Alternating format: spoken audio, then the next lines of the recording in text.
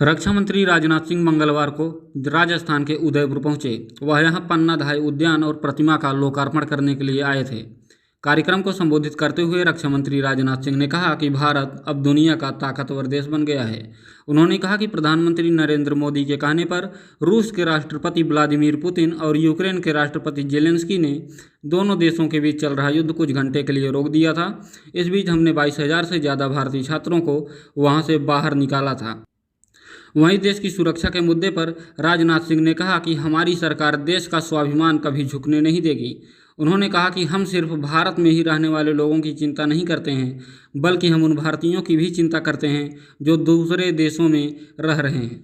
भारत ने कभी किसी भी देश पर आज तक आक्रमण नहीं किया है, लेकिन अगर किसी ने देश की तरफ बुरी नज़रों से देखने की कोशिश की है तो उसको मुंहतोड़ जवाब दिया गया है। रक्षा मंत्री ने आगे कहा कि सेना के जवानों को पहले जो बंदूकें और मिसाइलें मिलती थीं वह अन्य देशों के मुकाबले हल्की थीं। कुछ समय बाद हम दूसरे देशों से बंदूक, राइफल और गोला बारूद नहीं खरीदेंगे। अब यह सब अपने देश में ही बनेगा। उन्होंने कहा कि 8 साल पहले हम सिर्फ 900 करोड़ के हथियार बेचते थे, लेकिन अब यह आंकड़ा 13,000 करोड़ रुपए छू गया है। साल 2047 तक यह आंकड़ा 2.75 लाख करोड़ का हो जाएगा। उन्होंने कहा कि 2047 आते आते भारत विश्वगुरु बन जाएगा।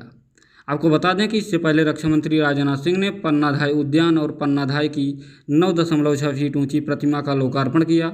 उदयपुर नगर निगम ने पन्ना धाय पार्क को 10 करोड़ रुपए की लागत से बनाया है।